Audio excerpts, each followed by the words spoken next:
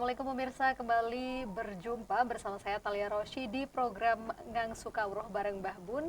Alhamdulillah kita kembali berjumpa tentunya dengan tema-tema yang berbeda dari episode-episode sebelumnya. Dan bagi Anda pemirsa yang ingin menonton kembali episode-episode sebelumnya, mungkin ada yang terlewat, pemirsa bisa langsung cek di YouTube dari Doho TV. Baik, kita sudah di studio bersama dengan Haji Bundijar atau Mbah Bun. Langsung saja kita sapa beliau. Assalamualaikum Mbah Bun. Waalaikumsalam warahmatullahi wabarakatuh. Kabarnya lagi sehat nih Mbah Bun? Sehat, alhamdulillah, baru kehujanan. Masya Allah. Tapi aman ya Mbah Bun? Iya, tadi ada ya teman yang bertanya, apa ketinggalan mantelnya? Jawabannya, tanpa bawa mantel, senyambang masih kuat hujan, tancap. Dan malah alhamdulillah tidak dimarahi oleh istri. Istri langsung ikut membuka baju, dicuci. Monggo, saya nyantai aja. Baiklah, pada pertemuan kali ini Mbak Bun akan membahas masalah edisi khusus akhir dan awal tahun Masehi. Judul ini sebetulnya terinspirasi dengan pernyataan Umar bin Khattab, hasibu anfusakum qabla an tuhasabu. Hisablah, hitunglah dirimu sebelum dihitung orang lain. Nah ini, jadi akhir dan awal tahun ini, akhir tahun sedang menghitung toh. Kita membuat neraca perbuatan apa yang pernah dilakukan di tahun 2025 dan perbuatan jelek apa dan sebagainya untuk menghadapi tahun 2026. Jadi judul ini sebetulnya terinspirasi daripada pernyataan Sayyidina Umar bin Khattab di mana beliau bersabda, hasibu anfusakum qabla an tuhasabu. Selanjutnya, sebelum kami melanjutkan, izinkan kami, meskipun ini agak terlambat, dengan banyaknya non-muslim di belahan dunia yang berjun-jun masuk Islam, maka tanggal 25 Desember ini direncanakan ditetapkan sebagai Hari Mu'alaf sedunia. Izinkan Mbah Bun beserta anak cucunya menyambut baik prakarsa ini dan sekaligus izinkan menyampaikan ucapan selamat Hari Mu'alaf sedunia. Semoga selalu membawa manfaat dan barokah bagi kita semuanya. Sekarang kita lanjutkan. Sebelum Mbah Bun membahas masalah edisi khusus akhir dan awal tahun, izinkan Mbah Bun membaca puisi ini. Judulnya Sujudku. Dalam sujud ini, ku renungkan segala isi hatiku. Ku sesali segala kesalahanku. Dalam tangis akhir tahun ini, ku ratapi segala perbuatanku. Ku pasrahkan jiwa ragaku, agar ku mengerti segala kesalahanku, agar ku mengerti segala dosaku. Di malam awal tahun ini, ku mulai lembaran kertas baru, ku tulis pesan-pesan baru, ku kan selalu bersujud padamu, agar selalu dekat denganmu. Ya Allah, lindungilah hambamu ini, agar selalu bersujud dan menggapai ridhomu. Ya Allah, kabulkanlah seluruh permohonanku. Inti daripada puisi ini adalah seorang hamba yang menyesali perbuatan maksiat yang telah dilakukan di tahun 2025, dan memohon kepada Allah agar di tahun 2026 Masehi ini mampu selalu bersujud untuk menggapai ridhonya. Sekarang kita lanjutkan bahwasanya pembahasan ini adalah edisi khusus akhir dan awal tahun Masehi. Sebagaimana tadi inspirasi judul ini dari pernyataan Sayyidina Umar bin Khattab, hasibu anfusakum qabla an tuhasabu, hitunglah, hisaplah dirimu sendiri sebelum dihisap oleh orang lain. Nah ini intinya begitu. Baiklah kita lanjutkan. Insya Allah hari Rabu tanggal 31 Desember 2005 pukul 23.59 akhir tahun 2025. Dan setelah pukul 00.00 sudah memasuki tahun baru Masehi 2026. Pada sekitar pukul 20.45 tanggal 31/12/25 itu jangan digunakan begadang, hura-hura di jalan, meniup trompet itu kebiasaan orang Nasrani, membakar petasan itu kebiasaan orang Majusi, Tapi lebih baik selaku umat Islam, generasi muda Islam, gunakan istighfar. Boleh di masjid, di musola, atau di rumah. Dan setelah itu, menurut teori, jam 00.00 itu adalah pergantian tahun. Tapi non teori boleh. Pada pukul 21 setelah istighfar akhir tahun, gunakan langsung berdoa menyambut tahun baru Masehi 2026. Teorinya kan 00.00 ya, tapi kalau kita 0 betul capek gitu ya. Berbeda. Kalau tahun baru Hijriah itu kan akhirnya itu pada asar, tadi awalnya pada maghrib. Jadi masih mungkin. Kalau ini 00 kan capek, ya sudahlah. Dimulai jam 20 itu nggak apa-apa gitu ya. Doa akhir tahun Masehi ini kebetulan bulan Rajab ya. Ini yang perlu diawali. Katakan setelah sholat Isya ya, kita membaca Fatihah 3 kali ya. Setelah membaca Fatihah, membaca sholawat Nabi 100 kali. Shallallahu ala Muhammad, shallallahu ala Muhammad, dan sebagainya 100 kali. Baru setelah itu berdoa. Adab berdoa itu diawali dengan puji-pujian. Boleh alhamdulillahirabbil alamin, boleh kalau bisa hamdan syakirin, hamdan na'imin, hamdan yuwafi ni'amahu wa yukafi mazidah, dan sebagainya. Tapi kalau sulit, sudahlah alhamdulillahirabbil alamin, boleh. Lalu juga sholawat.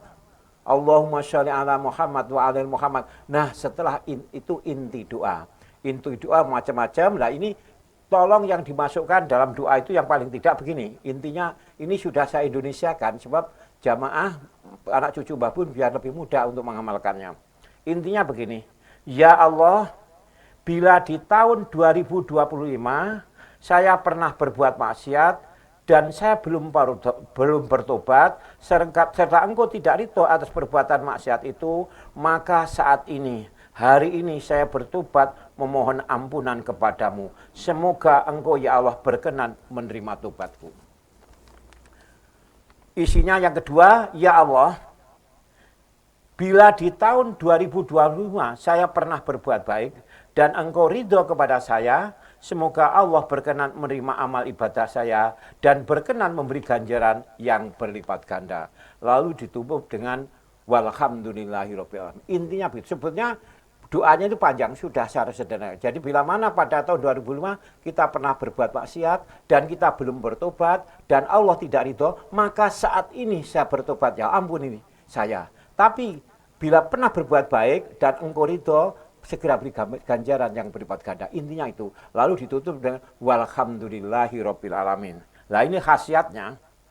Barang siapa berdoa akhir tahun ini, maka setan menjerit dan berkata, aduh, betul-betul celaka saya, kata setan. Pekerjaan saya untuk menyesatkan orang ini selama setahun dirusak oleh orang ini hanya dengan sekejap karena doanya dikabulkan oleh Allah. Jadi selama 1 tahun 2025 itu setan kan berusaha menyesatkan kita. Ternyata di akhir tahun detik itu kita minta maaf dan diampuni. Maka dia, aduh, betul-betul celaka saya, gitu kan, begitu ya. Jadi intinya begitu. Lalu setelah itu doa awal tahun. Kalau itu sudah doa akhir tahun selesai, langsung dilanjutkan saja. Kalau teori ini kan jam 00 gitu, jadi terlalu pusat sudahlah dimajukan aja nggak apa-apa. Doa di awal tahun Masehi intinya membaca Fatihah juga 3 kali, lalu membaca sholawat Nabi 1000 kali, gitu ya. Shallallahu ala Muhammad, shallallahu ala Muhammad, shallallahu, gitu saja ya. Itu 1000 kali, gitu. Lalu berdoa seperti tadi, jadi diawali puji-pujian, sholawat, inti doa ditutup dengan walhamdulillah. Nah ini inti doanya kalau awal tahun begini. Ya Allah, tahun baru telah datang. Saya memohon kepadamu ya Allah, agar saya dijaga dari godaan setan dan sekutunya. Terus dilanjutkan, dan saya meminta tolong agar dijauhkan dari nafsu-nafsu yang mengajak ke arah kejahatan. Ya Allah, bimbing dan beri kemampuan bagi saya untuk selalu berbuat yang dapat mendekatkan diri kepadamu, sehingga engkau selalu ridho kepada kami. Walhamdulillahirabbil alamin. Jadi perbedaannya begitu. Kalau akhir tahun bila mana pernah berbuat maksiat, belum bertobat, bertobat. Kalau punya ganjaran, tolong segera. Tapi kalau akhir tahun minta dijaga, wong akan datang ya. Jadi jagalah saya dari perbuatan-perbuatan yang membuat engkau marah lah gitu ya. Jadi betul-betul minta dijaga dan beri kemampuan untuk selalu berbuat baik, mendatangkan ridhomu. Khasiatnya, Barang siapa yang berdoa awal tahun, setan akan berkata, ini kalau bagi orang yang berdoa awal tahun, setan akan berkata, aduh bahagia sekali orang ini, karena doanya Allah akan mengirimkan 2 malaikat untuk menjaganya dari godaanku. Jadi dengan doa awal tahun nangis secara nggak langsung, Allah mengirimkan 2 malaikat untuk menjaga orang yang berdoa awal tahun itu. Jadi dia juga, duh gigi, sing mang menjerit, aduh celaka saya, aku sudah 1 tahun berusaha menyesatkan ya, kok ini tobat, duh celaka itu ya. Kalau awal tahun langsung kita kuda-kuda minta perlindungan pada Allah, dan Allah akan segera mengirim 2 malaikat. Itu adalah untuk menjaga diri kita supaya kita diselamatkan dari tipu daya setan. Catatan, dengan bergantinya tahun berarti usia kita berkurang. Jatah usia kita berkurang. Biasanya kan, wah tambah umur, salah, jatahnya harus ditoto, berkurang ya. Amalkan doa akhir dan awal tahun ini agar meski berkurang umur kita, tetapi kita selalu dijaga oleh Allah, sehingga kehidupan kita dan keluarga kita akan selalu bahagia di dunia, di keluarga, sampai di akhirat. Jadi meskipun berkurang nggak apa-apa, dengan doa ini jadi kita akan tetap bahagia gitu loh ya. Jadi intinya itu intinya akhir dan awal tahun yang perlu diingat. Jadi untuk tahun Masehi itu kan gantiannya kan jam 00, dan nanti hari Rabu ya. Hari Rabu itu jadi otomatis malam kuis ya. Jadi kalau sudah jam 00 itu adalah sudah 2020. tahun baru itu Iya. sudah ya. Tapi kalau sebelum itu adalah, tapi kalau kita berdoa sampai segitu kan sulit. Ini diantisipasi, daripada kita begadang, daripada kita itu hura-hura, lebih baik gunakan istighfar. Di bulan Desember kita harus buat neraca amal kita. Perbuatan baik apa yang sudah saya laksanakan, perbuatan jahat apa yang perbuatan baik apa yang tidak bisa dilaksanakan, apa penyebabnya, nanti diharapkan tahun 2026 bisa dilaksanakan. Itu intinya. Jadi kita harus jujur ya, dalam masalah ini kita harus jujur. Jadi kita kalau bisa tiap tahun buat program, saya akan begini, lalu akan begini dan sebagainya, nanti dievaluasi. Dan di bulan Desember ini evaluasinya, begitu. Monggo gitu. Ini dalam rangka untuk menjemput ridho dari Allah. Monggo, cukup. Iya Mbak Bun, jadi hari ini adalah temanya edisi khusus akhir dan awal tahun Masehi ya Mbak Bun ya. Iya. Jadi untuk menutup tahun ini dengan sebaik mungkin dan mengawali nanti tahun baru Masehi dengan Iya, prepare betul. yang sebaik-baiknya juga. Iya, daripada bukan hura-hura ya. Hura-hura itu wis mubazir saja, lebih baik kita arahkan. Kita berdoa bisa di masjid, bisa di mushola, atau bisa di rumah beserta keluarganya, nggak apa-apa gitu. Jadi kita nyaman saja. Jadi kita sambut tahun baru itu dengan ceria, mendekatkan diri kepada Allah, dan kita tinggalkan tahun yang dulu itu juga dengan baik gitu. Jadi insya Allah itu bisa. Monggo. Jadi kita tetap menyambut ya datangnya tahun baru Masehi ini, tapi dengan cara-cara tertentu. Iya, cara-cara yang islami lah gitu ya. Cara-cara yang islami. Ya, kalau hanya hura-hura, aduh, rugi itu ya. Monggo. Ya. Nah Mbak Bun, kalau di akhir tahun ini berarti hal apa saja sih yang sebaiknya menjadi bahan muhasabah diri atau introspeksi diri ya sebagai seorang muslim? Ya, sebagai seorang muslim itu biasanya ingat ya, dari mulai Januari 2025 ya, lalu Februari, Maret. Jadi pada Januari dulu tuh saya pernah melaksanakan apa ya, Februari apa ya, saya diingat. Lalu di situ diteliti gitu. Yang berhasil ya alhamdulillah, mudah-mudahan nanti di tahun yang akan datang bisa ditingkatkan. Yang kurang berhasil, apa penyebabnya? Penyebabnya apa? Jadi diteliti. Umpama saya waktu itu tahun ini saya ingin berkurban. Umpamanya ya, ingin berkurban. Ternyata kok ada hambatan. Apa ya penyebabnya? Itu teliti gitu ya. Jadi apa faktor pendukung, apa faktor yang menghambat, itu harus kita teliti. Dan biasanya begini ya, kalau sudah ibadah itu kalau sudah menyangkut uang, subhanallah gangguannya itu. Gangguannya subhanallah. Sebab itu ada bisikan dari setan, awas, kamu itu masih belum mampu loh ya, nanti kamu bisa bangkrut, bisa rugi dan sebagainya. Itu bisikan setan. Padahal di dalam ibadah, sedekah kita nggak usah menunggu kaya. Sebab kaya belum tentu nggak jadi sedekah nanti. Sudah sebisanya saja sedekah itu. Jadi begitu. Jadi mengapa dulu kok saya gagal ya umpamanya. Terus perbuatan ini yang perbuatan negatif, yang berbuat positif apa yang kita program gitu. Jadi begitu. Jadi cara menghitungnya dari Januari, Februari, Maret, April dan sebagainya sampai Desember ini. Dari kegiatan itu lalu kita kalkulasi yang menyebabkan sukses apa, yang menyebabkan itu terhambat apa. Untuk nanti evaluasi menghadapi tahun 2026. Sebab begini ya, orang hidup itu kan nggak punya evaluasi itu dianggap orang hidup biasa saja. Padahal harus ada peningkatan. Jadi hari ini harus lebih baik dari kemarin dan hari esok harus lebih baik dari hari ini. Ini hadis kalau ini ya, kalau ini hadis. Jadi hadis kalau ada obrolan ini kalau ini hadis ya. Hari ini harus lebih baik daripada kemarin dan hari besok harus lebih baik dari hari ini gitu loh ya. Jadi kalau nggak ada program itu seperti ya apa ya sudah hidup gitu aja. Padahal nggak itu ada apa istilahnya program-program yang harus itu kalau bidang apa kalau bidang mana sekolah ya begitu demikian juga itu semuanya semua kalau dagang juga begitu mengapa ini dan sebagainya itu tidak kalau kebetulan sebagai pegawai apa sebagai pedagang apa sebagai petani apa dulu kan saya pernah menyinggung gaji pegawai negeri sipil itu jangan dikatakan itu halal semua loh ya. Itu ada yang tidak halal sebab itu mungkin dari pajak minuman keras itu kan menggawe. Lalu jadi apa maksudnya? Jadi kita harus sadar kita bekerja di negara mendapat gaji negara oke lah halal karena kerja di negara. Tapi di samping itu kita harus sadar ada yang berarti oke lah kalau begitu kita bisa istighfar. Sebab apa? Kalau kita mengakui rezeki kita ada yang haram itu kita istighfar aman. Dan ini jangan sombong petani.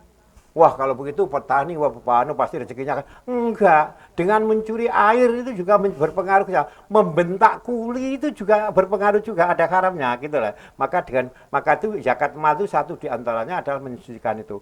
Pedagang juga demikian. Nanti kalau begitu pedagang, enggak juga. Ada penipuan di bidang timbangan atau itu. Maka itu lebih baik kita merasa banyak dosa, lalu kita bisa minta maaf, minta ampun. Nah, senyampang ini akhir tahun segera. Jadi pedagang apa, saya petani apa, saya PNS apa dan sebagainya, lah gunakan. Kalau memang itu berbentuk maksiat, kita segera minta ampun. Itu aman itu. Setan akhirnya nanti setan akan marah-marah itu, marah-marah. Ya Allah, habis usaha kita kan begitu ya, gitu. Monggo. Iya, jadi cara muhasabah ini kita memetakan masing-masing ya Mbah Mun ya, dari apa yang sudah kita lakukan selama 2025 ke belakang. 2025. Terus itu buat program untuk 2026 itu apa gitu. Jadi ini ya meskipun tidak suka program tertulis aku punya gambaran ini bukan ini kan itu ada. Jadi itu harus diprogram begitu. Dalam masalah ibadah mungkin ada peningkatan di bidang ini begitu. Selalu ada peningkatan gitu loh ya. Bahkan ibadah haji ciri-ciri ibadah haji ciri-ciri ibadah haji yang mabrur, bukan makbul, mabrur itu yang baik, itu satu diantaranya biayanya haji harus halal. Yang kedua, kesana niatnya memang untuk berhaji. Sebab ada ya, kesana itu tidak niat berhaji tapi dagang. Ya ada gitu ya. Yang ketiga, di sana melakukan manasik. Ada ya di sana ternyata berangkat haji tapi di sana itu tidur saja ada gitu. Yang keempat, ada perubahan yang lebih baik daripada sebelumnya. Tidak, wah ini harus enggak ada perubahan yang lebih baik itu sudah bagus. Jadi itu ada program-program dengan. Maka itu bulan inilah ya hasibu anfusakum. Nah ini hasibu anfusakum ini pernyataan Umar. Bulan inilah waktunya kita menghitung, membuat neraca diri kita sebelum nanti kamu akan dihitung. Qabla an tuhasabu gitulah ya. Jadi sekarang bisa tuh bisa kok. Meskipun tidak secara seperti perusahaan enggak, tapi kita angen-angen. Apa ya gitu ya. Jadi begitu, monggo. Bisa seperti kita buat catatan seperti itu ya Mbak Mun ya. Oh, yang tahun lalu kurangnya saya ini seperti itu ya. Penyebabnya juga begitu. Sebab kadang-kadang sakjane aku kuat korban, tapi aku sementara aku sih nah ini awas hati-hati ya. Ada yang begitu tuh. Apa dia sanggup, apa dia yakin tahun depan masih hidup, gitu loh ya.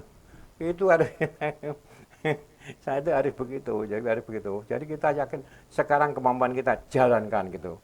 Dan dalam ibadah itu mastata'tum sekemampuan, nanti aja. Monggo. Iya. Dan ini sudah ada beberapa pertanyaan masuk Mbak Bun. Kita akan bacakan satu persatu. Yang pertama ada dari Nila di Ponggo. Nila Ponggo, ya monggo. Mbak Bun, bagaimana Islam memandang resolusi atau target hidup di tahun mendatang? Ini sudah seperti yang sudah sempat Mbak Bun singgung ya tadi ya. Iya. Jadi resolusi target daripada Islam yang akan datang, Islam itu harus lebih baik. Gitu ya. Awas lah ya. Jangan sampai Islam itu anti perubahan. Islam itu senang perubahan. Awas ini yang kita. Jadi kita sepertinya, Islam sudah paten, enggak, harus ada perubahan. Sebab di situ memang perintah Allah, innallaha la yughayyiru ma bi'anfusikum. Allah tidak akan merubah nasib satu kaum kecuali kaum itu sendiri akan berubah. Nah, ini menunjukkan perubahan. Nah, perubahan dari Islam itu perubahan-perubahan yang diizinkan oleh Al-Qur'an. Sebab di situ ada juga hadis, taraktu fikum amrayni. Aku tinggalkan dua perkara kepadamu dan jika kamu berpegang pada dua perkara ini kamu tidak akan sesat. Apa itu? Kitabullah wa sunnatur rasul, yaitu Al-Quran dan hadis, itu saja. Jadi kita jangan monoton, jangan. Jadi kita dengan perubahan-perubahan dan sebagainya. Sebab Islam itu sebetulnya agama yang cinta perubahan. Itu ada toh yang dikit-dikit ini bid'ah, itu tidak boleh itu. Sudahlah. Jadi kalau sedikit bid'ah, semuanya bid'ah. Saya sampai mengatakan, sa'i di Arab Saudi juga bid'ah. Sebab zaman Rasul itu kan pasir, sekarang sudah tackle ya, itu bagaimana? Itulah. Jadi jangan dikit-dikit, itu kalau sudah dikit-dikit kita, Islam itu akan kaku. Ajaran Islam yang sudah luas begini jangan dipersempit oleh kita sendiri, gitu loh ya. Jadi Rasul itu yang akan datang, Islam harus maju, Islam harus jaya. Maka ini ada gagasan tadi saya katakan, 20 Desember itu direncanakan sebagai Hari Mu'alaf sedunia.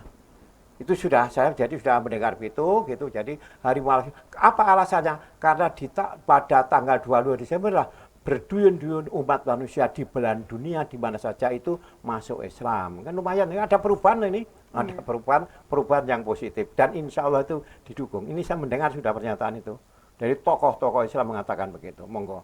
Meskipun mungkin secara resmi belum, tapi saya mendengar itu. Gitu. Tadi kan saya tidak segan-segan mengucapkan selamat Hari Mu'alaf sedunia. Ini secara nggak langsung pesan moral Mbak Bun, saya dukung yang punya gagasan ini. Gitu loh sebetulnya gitu. Tapi bahasanya sudah pernyataan Anda saya dukung. Nggak usah perlu begitu. Kita ikut sudah yang punya gagasan, wah didukung sudah. Mbah Bun beserta anak cucunya memakai. Sampai aku gak apa jeneng sih. Iya, nah itu tadi kan untuk target Islam ke depannya ya, ya. Nah ini juga Mbak Nila ini juga bertanya, bagaimana Islam memandang target hidup yang akan kita buat di tahun mendatang juga. Iya. Target hidup kita itu harus harus memperoleh ridha Allah. Itu saja targetnya. Sudah. Apa artinya? Jadi segala tindakan kita yang diizinkan oleh Allah. Targetnya itu saja. Sebab hakikatnya orang hidup itu adalah memperoleh ridha Allah. Orang itu kalau sudah memperoleh ridha Allah, dia itu tidak takut kepada neraka dan tidak butuh surga. Nggak butuh surga dan tidak takut kepada neraka. Karena apa? Karena sudah mendapat ridha Allah, dengan kasih sayang Allah, otomatis masukkan surganya. Gitu loh intinya. Jadi itu yang kita waspadai. Jadi target kita umat Islam memperoleh ridha Allah. Kita menjemput ridha Allah. Gitulah intinya begitu. Semua tindakan kita harus yang sesuai dengan apa yang diizinkan oleh Allah. Nah, kalau diizinkan oleh Allah, di mana letaknya? Di Al-Quran. Gitu. Jadi orang Allah langsung tak izinin enggak. Jadi kemarin saya berkata, fa'in tanaza'tum fi syai'in faruddu ilallah. Jika terjadi perbedaan pendapat dalam umatku, kembalikan kepada Allah. Artinya kembalikan kepada Al-Quran. Jadi kalau Al-Quran sudah menggarap, ya sudah, gitu loh. Dan kepada hadis Rasul, begitu aja, monggo. Jadi targetnya itu adalah memperoleh ridha Allah. Ridha Allah, ya. Jadi apapun yang kita lakukan, apapun yang kita rencanakan di tahun depan, intinya tetap itu ya Bang. Mencari rezeki pun rezeki yang mendapat ridho dari Allah, bekerja pun di tempat yang diridhoi oleh Allah, itulah ya. Jadi katakan ini anggaran negara kan halal, tapi kalau cara mencarinya haram tetap bahaya. Wah ini bekerja itu kan menyenangkan, tapi belum tentu itu. Tempat di pelacuran kan menyenangkan, tapi juga nggak diizinkan oleh Al-Quran. Intinya begitulah ya, monggo. Ya, kemudian kita lanjutkan Mbak Bun ke pertanyaan selanjutnya. Ini ada dari Gisel di Mojo Kediri. Gisel ya? Ya. Apa contoh resolusi yang baik dan bernilai ibadah menurut Islam Mbak Bun? Ya, contoh yang baik ya. Ya, contoh dan diridhoi Islam. Iya. Ini begini, contohnya ya, mengadakan kegiatan yang diizinkan Islam, umpamanya kegiatan itu umpamanya kecil-kecilan saja, nggak usah terlalu tinggi saja. Umpamanya mengadakan peringatan Isra Mi'raj. Jangan hanya pidato-pidatoan saja, adakan cerdas cermas. Itu boleh itu untuk mendalami Al-Qur'an sehingga di situ itu nanti akan lahir generasi-generasi yang Quran juga paham. Jadi jangan hanya ceramah saja. Ceramah monggo tetap diadakan, tapi kegiatan-kegiatan positif begitu. Lalu mengadakan lomba olahraga, itu kan demi kesehatan. Jadi kesehatan, jadi olahraga apa, voli apa itu silakan, cerdas cermas silakan, lomba pidato supaya kita latih, kita lancar dalam pidato dan sebagainya. Itu kegiatan-kegiatan yang positif yang diizinkan oleh Islam. Dan itu kita memang tidak boleh lah, kita tidak boleh monoton. Kita harus punya kegiatan untuk membuat citra yang baik dari Islam, itu saja, monggo.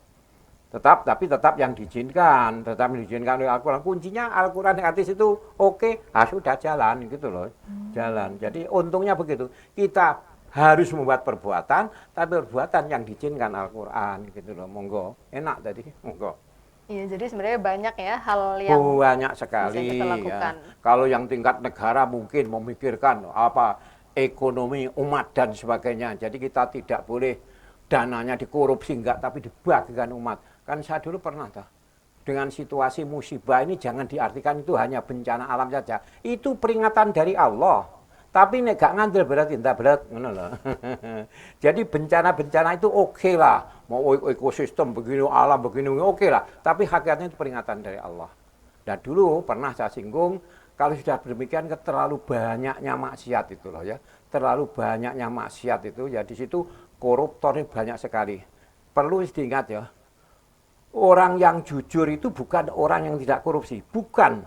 Orang yang jujur itu orang yang tidak korupsi padahal ada kesempatan untuk korupsi. Itu baru jujur. Ya dia nggak korupsi jujur, belum tentu kasih kesempatan. Kalau ternyata dia tetap jujur, baru tidak korupsi, baru itu jujur gitu loh. Sekarang banyak kelihatannya asalnya jujur gitu, setiap kali kesempatan nyata aduh. Nah itu istilah kita perbanyak istighfar. Dengan demikian kan saya dulu itu tolonglah segera aset itu segera disahkan, segera ditindaklanjuti dan segera diberikan kepada fakir miskin itu. Insya Allah itu tidak bertentangan dengan konstitusi dan tidak bertentangan dengan ajaran Islam, sebab perampasan aset itu ternyata ajaran Islam. Dulu pernah saya singgung, di mana letaknya? Kitab Riyadhus Shalihin halaman 212 dan kitab Irsadul Ibad ila Sabil Rasyad halaman 709 itu saya sudah tunjukkan. Jadi bukti itu sebetulnya adalah perampasan aset itu ada ajaran Islam. Tapi kenapa nggak bisa diselesaikan? Oke lah, itu urusan sana. Kalau urusan kita yang kecil-kecil, asal kita sudahlah kita melaksanakan apa yang ada peningkatan, bagus gitu saja lah. Monggo.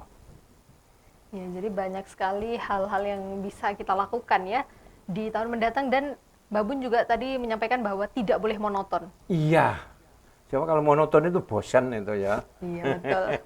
Dan betul, monoton itu bosan itu. Berumah tangga saja kalau monoton bisa bosan, harus punya trik-trik. Trik-trik. Ya, trik-trik begitu. Kehujanan, setelah Jumatan kehujanan, nggak dimarahi, malah ketawa-ketawa. Langsung dia ada oke gitu. Kadang-kadang itu kan guyon, itu kelihatannya guyon model-model ya. Memang kita harus punya trik, baik suami maupun istri, tetapi trik yang diizinkan oleh Al-Qur'an gitu lah. Ya, kalau umpama dimarahi istri pun, dia kalau marah juga betul juga. Kok kehujanan? Nah, saya jawab, kapan jadwalnya nanti terangnya, kan begitu, dia tidak bisa jawab. Buat ditunggu terangnya, jangan kehujanan, mau gitu kan istri, kan dia benar juga. Iya. Tapi saya jawab ganti, kapan jadwal terangnya? Kan nggak bisa jawab, karena kita nggak tahu ya sudah kita jalan terus. Lalu ini tadi betul-betul bahasaku ya, sampai kopiah gitu. Aduh, tapi alhamdulillah gitu. Alhamdulillah pokoknya udah alhamdulillah. Jarang-jarang bisa hujan-hujan siang-siang. Iya. Saya itu hanya begini, saya hitung insya Allah tenaga saya kalau untuk hujanan nggak apa-apa gitu. Dan alhamdulillah ini nanti tidak akan dimarahi oleh istri. Tapi kalau dimarahi pun itu saya terima. Tapi alhamdulillah tidak. Ya Allah kehujanan ikut lepas gitu. Itu. Jangan monoton ya. Kehidupan itu jangan monoton. Bosan itu kadang-kadang udahlah. pakai trik-trik gitu dalam berumah tangga itu. Ya monggo. Iya, jadi itu tadi masih ada beberapa ya, tadi masih 2 ya Mbah Bun Iya. yang dibacakan. Nah ini sudah masuk lagi beberapa Mbah Bun, tapi nanti akan kita bacakan setelah iklan berikut ini. Monggo, monggo. Ya, pemirsa, jadi jangan kemana-mana, kita kembali setelah yang berikut ini.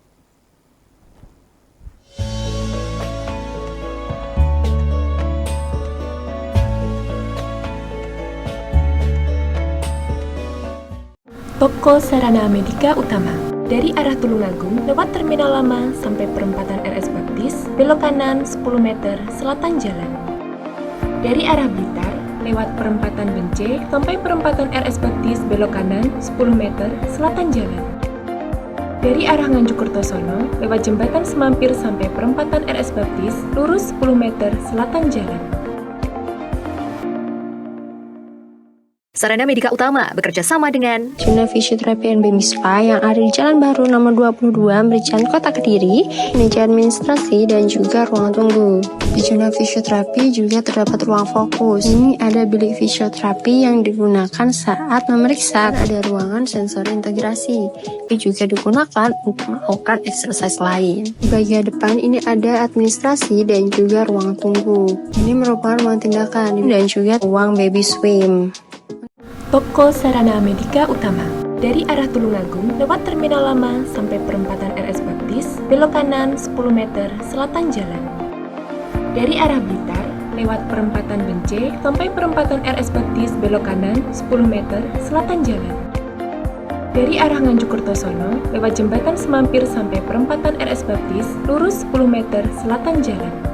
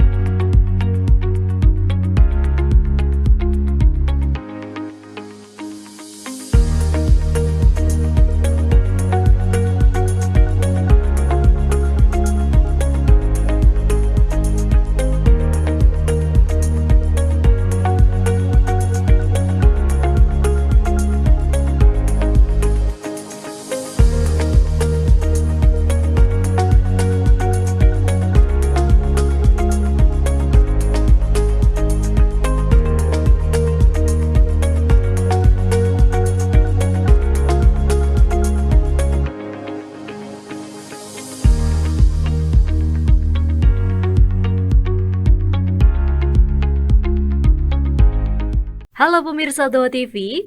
Sekarang siaran Doho TV bisa kalian nikmati 24 jam secara online dari smartphone Anda loh.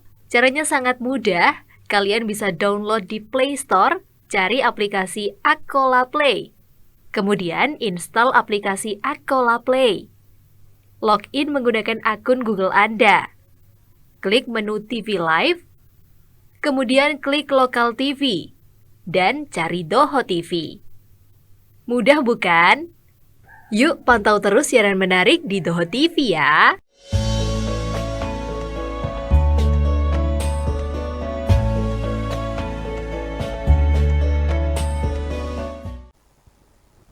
Pemirsa, Anda masih di program Ngang Sukaro bareng Mbah Bun dengan tema kita hari ini adalah edisi khusus akhir dan awal tahun Masehi. Tadi sudah dijelaskan, dipaparkan oleh Mbah Bun mengenai materi kita hari ini, dan sudah ada beberapa pertanyaan masuk yang telah saya bacakan juga, dan kita akan menyambung sesi pertanyaan untuk pertanyaan selanjutnya. Dan bagi Anda pemirsa yang mungkin belum mengirimkan pertanyaan dan ingin bertanya kepada Mbah Bun, baik sesuai tema kita hari ini atau di luar tema juga boleh, bisa langsung WhatsApp atau telepon di nomor 081232323 474. Baik, kita akan lanjut ke pertanyaan selanjutnya Mbah Bun. Ini ada dari Pak Hasan di Kediri. Mbah Bun, bagaimana agar semangat hijrah dan perbaikan diri tidak hanya bertahan di awal tahun saja? Semangat hijrah dan Bagaimana agar semangat hijrah dan perbaikan diri tidak hanya bertahan di awal tahun saja? iya. Itu memang seharusnya begitu. Jadi tidak hanya berlaku di awal tahun saja, tapi bisa itu untuk selanjutnya. Dan disinilah yang perlu tadi saya katakan, bahwasanya kita harus bisa membuat trik-trik. Jadi kalau tahun kemarin apa kegiatannya, tahun ini apa kegiatan, tahun yang akan datang apa kegiatannya. Jadi sepertinya di program gitu loh ya. Dengan demikian nanti kita akan selalu berkembang gitu loh ya. Sebab kalau hanya monoton itu saja itu memang membosankan. Jadi saya setuju ya, semangat hijrah ya itu tidak hanya di awal tahun. Hijrah itu sebetulnya kan bahasanya hijrah itu meninggalkan apa-apa yang dilarang oleh Allah. Itu jatuh menuju kepada yang tidak dilarang. Kalau hijrah zaman Rasul itu kan memang pindah secara fisik dari Mekah ke Madinah. Tapi ke hijrah perkembangan selanjutnya itu adalah hijrah meninggalkan hal-hal yang dilarang oleh Allah menuju kepada hal-hal yang diizinkan oleh Allah. Itulah. Jadi silahkan semangat hijrah itu dalam setiap kesempatan itu bisa digali itu ya, bisa direnungkan, bisa ini apa ya ini. Termasuk dalam berumah tangga. Dalam berumah tangga bisa itu hijrah terus. Hijrah dalam arti kita menyempurnakan rumah tangga kita. Pedagang juga begitu, kita menyempurnakan pedagang kita dan sebagainya. Dan ini tidak boleh harus di awal saja. Sampai akhir tahun nanti kita buat lagi dan sebagainya. Maka dari itu dalam masalah ini kalau kita buat program itu nggak usah sekaligus ya, mungkin cukup 3 bulan, lalu 3 bulan berikutnya, 3 bulan berikutnya, 3 bulan berikutnya, sehingga semangat hijrah itu tetap akan ada selamanya itulah ya. Jadi intinya begitu. Jadi tidak boleh di awal saja, di awal apalagi hanya hura-hura saja ini dan sebagainya, tapi tolong diadakan kegiatan-kegiatan yang menuju kepada perubahan yang baik itulah ya. Jadi semangat boleh mulai tahun ini, semangat ini kita tingkatkan terus kepada hal-hal yang positif, termasuk jadi Islam itu menghendaki maju mundur, maju dalam ibadah, mundur dalam maksiat, itu saja.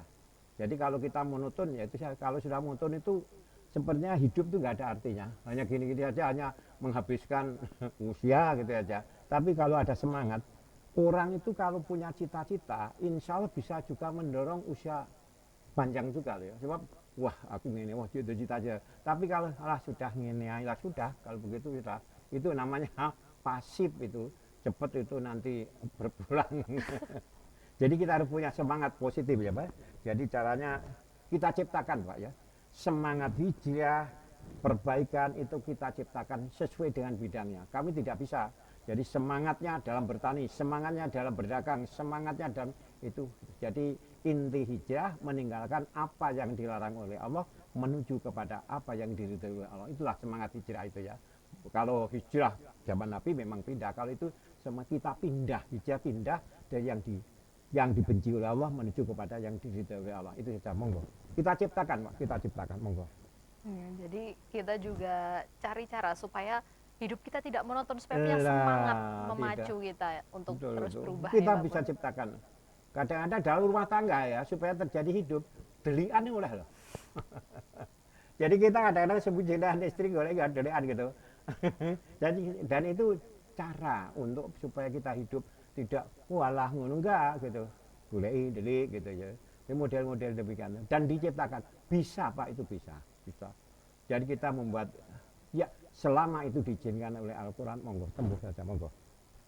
Iya, itu tadi jawaban dari pertanyaan Pak Hasan ya di Kediri, Mbak Bun. Kemudian ini ada dari Kak Sina di Kediri, Mbak Bun. Apa yang harus dilakukan jika kepercayaan dalam rumah tangga mulai hilang?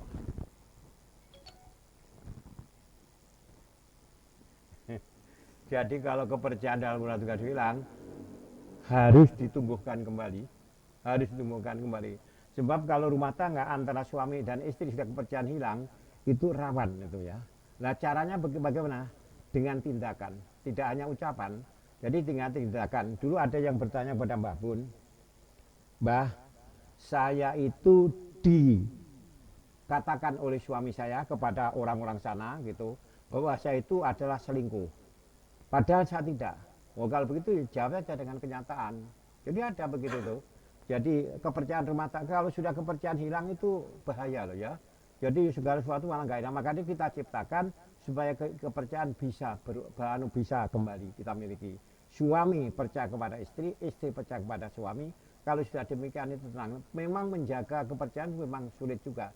Tetapi kepercayaan yang paling banyak itu dengan tingkah laku. Begini, satu diantaranya jangan mudah mengucapkan sumpah. Itu intinya begitu. Seorang suami atau istri mudah sumpah, wallahi kalau saya itu kepercayaan saya hilang. Jadi sumpah itu bisa digunakan dalam hal-hal tertentu. Ini pernah Mbah Bun alami.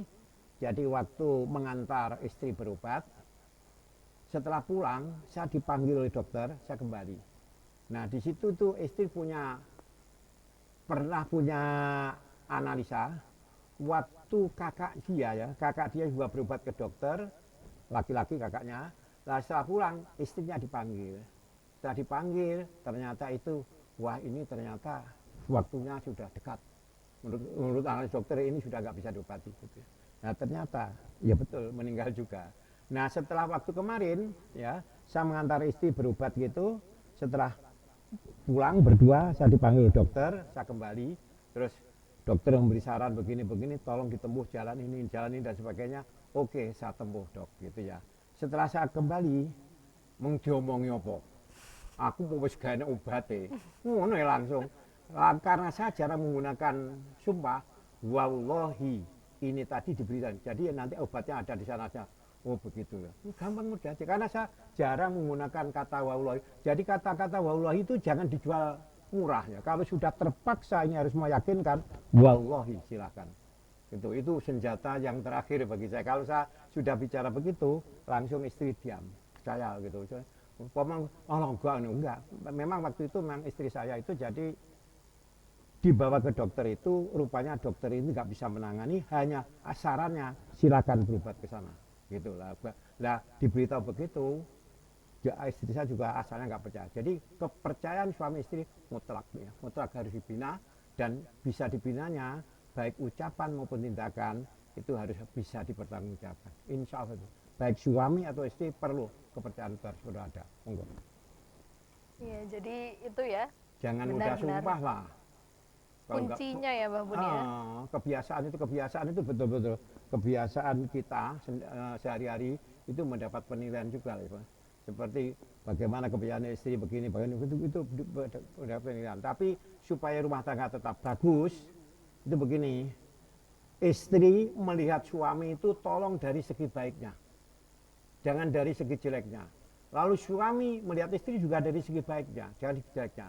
Kadang-kadang kita begini ya, saya itu kadang-kadang buat contoh begini, seorang guru membuat soal 10, yang salah satu, begitu kok sudah dimarahi, yang benar ini loh 9, itu. Jadi kalau begitu, kalau sudah gitu, wah kalau anak mengerjakan pekerjaan 10 soal yang salah satu bagus harus begitu.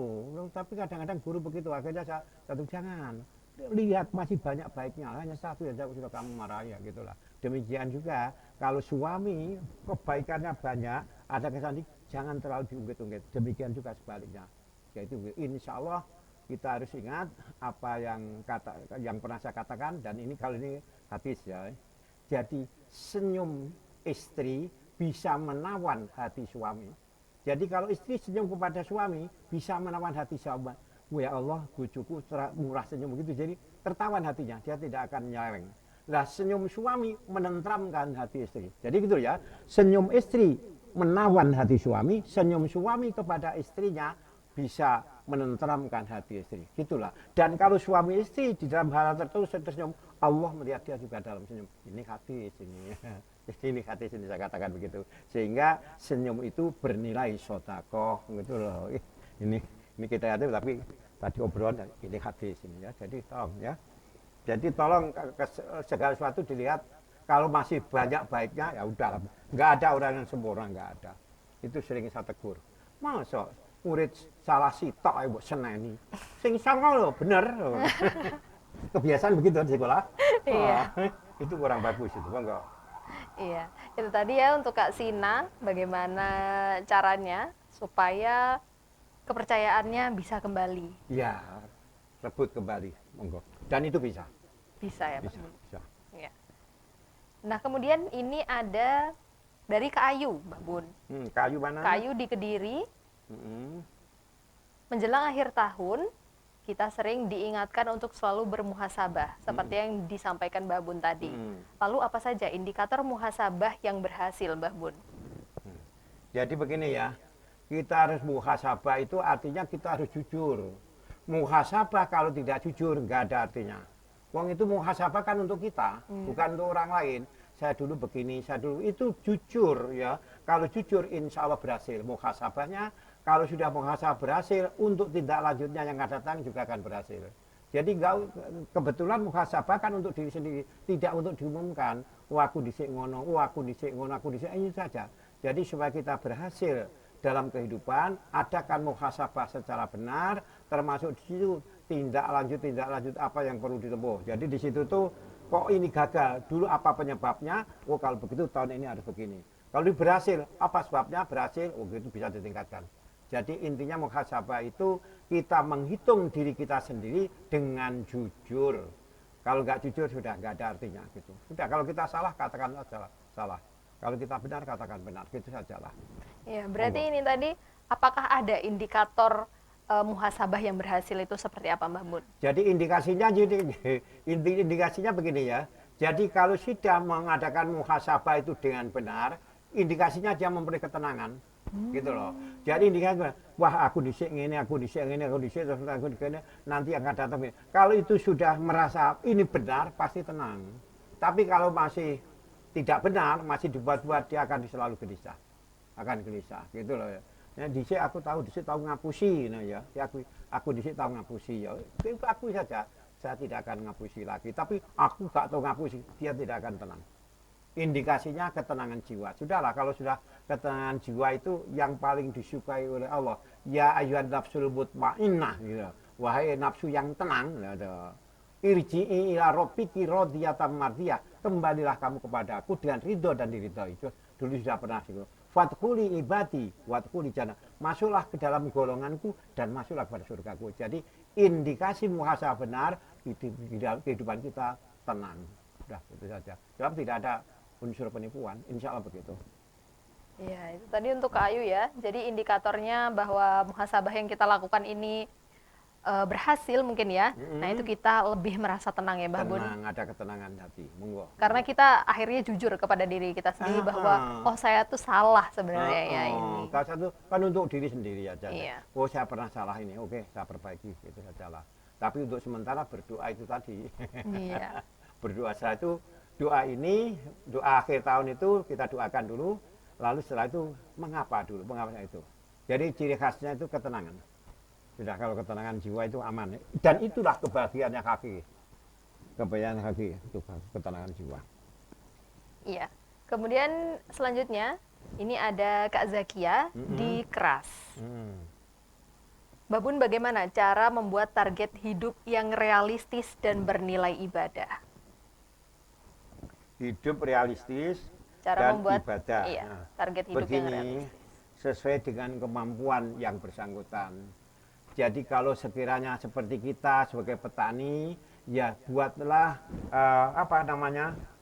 program-program yang sesuai dengan kemampuan kita. Kita nggak usah mempunyai program yang muluk-muluk, nggak usah. Ya kita saja, kita itu saja. Kalau kita berbuat programnya real, gitu, yang mampu kita jalankan, itu mendapat ketenangan. Lalu seperti kita punya modal gaji, umpamanya gaji 3 juta kok pengen beli bis, itu kan kadoan loh gitu. Itu nama tidak bisa. Jadi kita sesuai dengan kemampuan.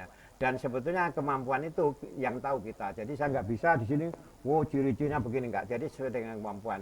Kalau gajinya sekian, ya sekian dan sebagainya dan itu bisa. Jadi sesuai dengan kemampuan kita nggak usah terlalu muluk-muluk, tapi toh demikian harus ada peningkatan dari tahun ke tahun. Sebab kalau programnya hanya ini saja sama dengan kembali ke monoton. Oke lah saat ini saya akan beli motor. Oke nanti saya beli motor 1, untuk tahun depan istri saya belikan motor lagi. Itu program realistis ya.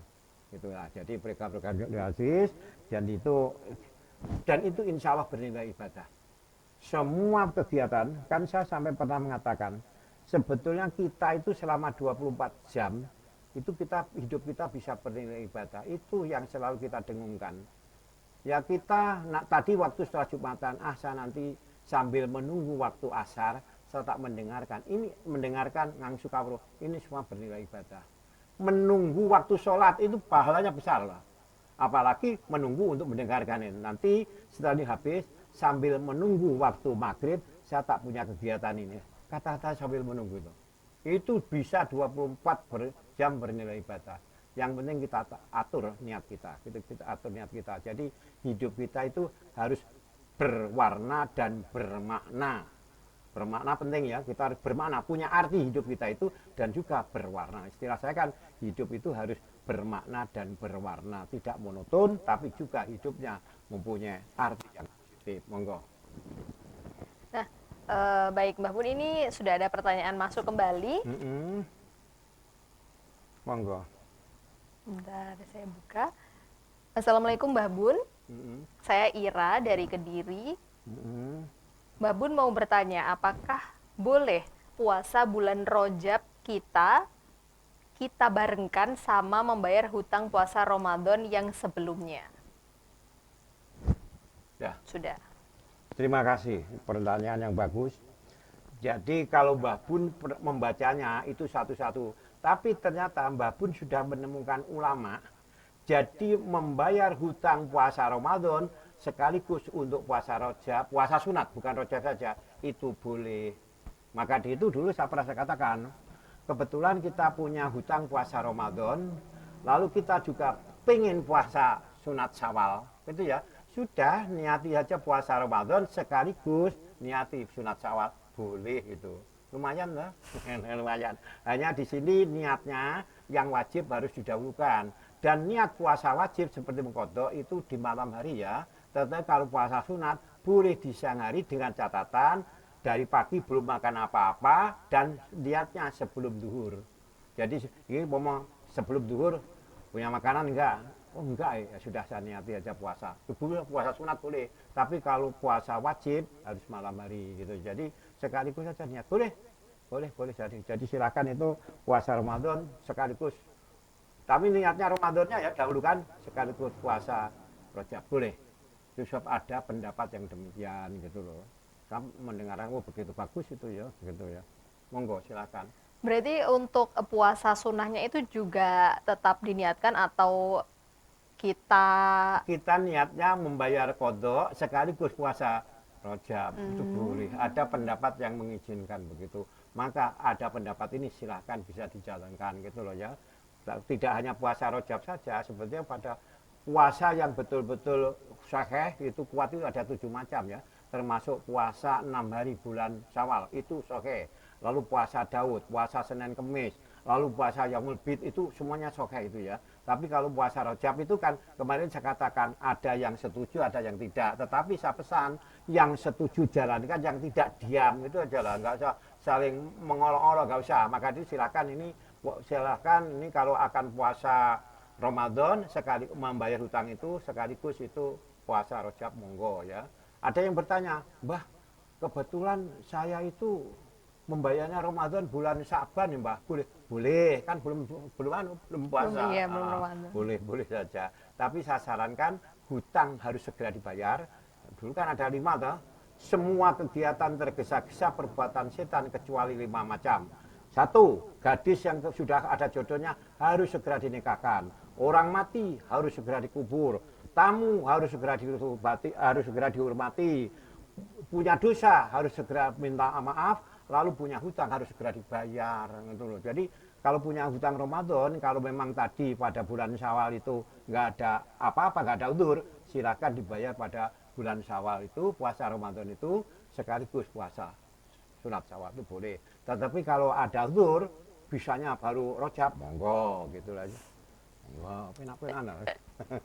Ya, jadi kalaupun berbeda pendapat ya Mbak Bun tadi soal puasa Rajab ya, tidak usah dipermasalahkan Nggak ya. usah. Jalan masing-masing saja.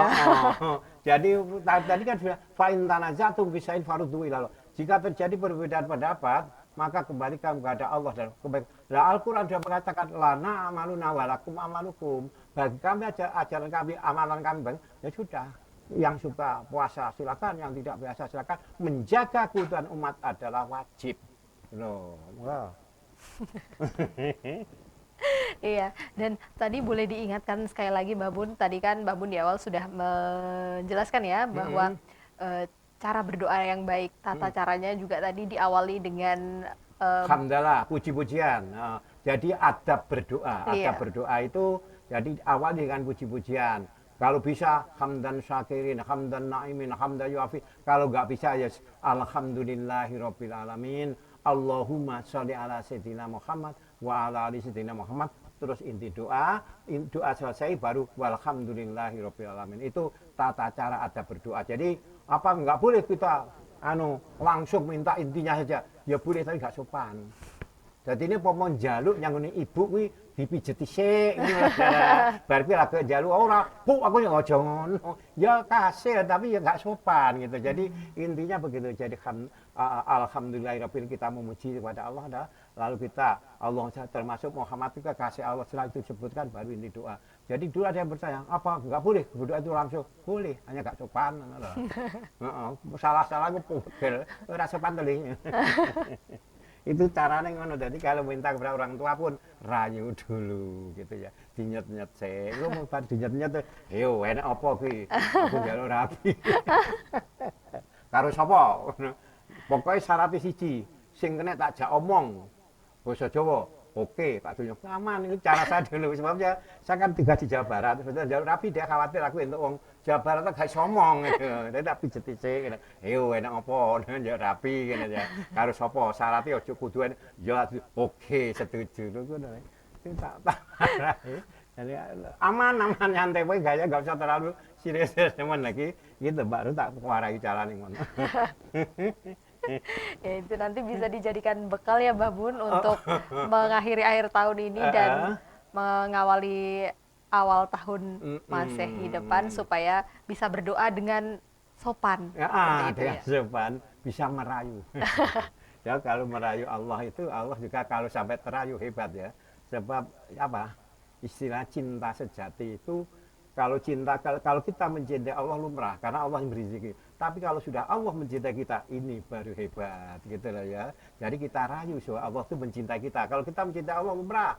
Sebab diberi rezeki dari Allah, diberi usaha dari Allah, diberi kesehatan dari Allah. Kalau kita mencintai Allah lumrah. Tapi kalau sudah Allah mencintai kita, ini cinta yang hebat gitu loh. Mari kita rayu Allah. Iya Mbak Bun. Nah, tidak terasa Mbak Bun ini sudah 1 jam kita sharing dengan pemirsa ya. Kita Iya, akan iya, akhiri iya, sesi terima kali ini kasih. dengan Gitu doa ya. dari Mbah Bun. Silakan. Kita berdoa ya. Allahumma sholli ala sayyidina Muhammad wa ala ali sayyidina Muhammad. Hamdan syakirin, hamdan na'imin, hamdan yuafi ni'amahu wa yukafi mazidah. Ya Rabbana lakal hamdu kama yanbaghi li jalali wajhikal karim wa adhimi sultanik. Allahumma sholli ala sayyidina Muhammad wa ala ali sayyidina Muhammad. Allahumma barik lana fi Rajab wa Sa'bana wa barikna Ramadhana wa ighfir lana dzunubana. Allahumma barik lana fi Rajab wa Sa'bana wa barikna Ramadhana wa ighfir lana dzunubana. Allahumma barik lana fi Rajab wa Sa'bana wa barikna Ramadhana wa ighfir lana dzunubana. Rabbana la tuzigh qulubana ba'da idh hadaitana wa hab lana min ladunka rahmah innaka antal wahhab. Rabbana dhalamna anfusana wa illam taghfir lana wa tarhamna lanakunanna minal khasirin. Rabbana hab lana min azwajina wa dzurriyyatina qurrata a'yun waj'alna lil muttaqina imama. Allahumma inna nas'aluka ridhaka wal jannah wa na'udzubika min sakhatika wan nar. Allahumma inna nas'aluka ilman nafi'a wa rizqan wasi'a wa sifaan min kulli da'in wa saqamin bi rahmatika ya arhamar rahimin. Allahumma ighfir lana wa li walidina wa li jamil muslimin muslimat mu'minin mu'minat al ahya'i minhum wal amwat. Ya Allah ya Rahman ya Rahim. Ya Allah, perbaikilah agama kami karena agama pemelihara seluruh urusan kami. Ya Allah, perbaikilah dunia kami karena di dunia kami hidup. Ya Allah, perbaikilah akhirat kami karena akhirat tempat kembali kami. Ya Allah, jadikanlah hidup kami untuk selalu berbuat baik, berbakti dan mengabdi hanya kepadamu ya Allah. Dan jadikanlah mati kami untuk menghentikan semua dosa dan maksiat kami. Ya Allah, kabulkanlah seluruh permohonan kami. Jadikanlah ya Allah kami ini orang-orang yang sukses, jaya dan bahagia, baik di dunia, di keluarga sampai di akhirat. Tan sapi katuk ridho lan mahfirah saking panjenengan cekapi sedaya kebutuhanipun, panjenengan tertipaken ibadahipun, panjenengan pari kemudahan segala urusanipun, panjenengan pelihara kesehatanipun lan husnul khotimah akhiripun. Rabbana taqabbal minna innaka antas samiul alim. Rabbana atina fid dunya hasanah wa fil akhirati hasanah وقنا عذاب النار وقنا عذاب النار وقنا عذاب النار وأدخلنا الجنة مع الأبرار يا عزيز غفار يا رب العالمين سبحان ربك رب العزة عما يصفون وسلام على المرسلين walhamdulillahi rabbil alamin. Terima kasih atas perhatiannya. Bila mana jawaban Mbah Bun itu benar, berasal dari Allah. Kalau kurang benar, mungkin karena kekurangan mampu Mbah Bun. Mudah-mudahan Allah mengampuni dosa kita semua. Terima kasih. Kita sampaikan akhirul kalam. Assalamualaikum warahmatullahi wabarakatuh. Ya pemirsa, itu tadi episode kita hari ini dengan tema edisi khusus akhir dan awal tahun Masehi. Saya Thalia Rosy, mewakili kerabat kerja yang bertugas mau undur diri. Wassalamualaikum warahmatullahi wabarakatuh.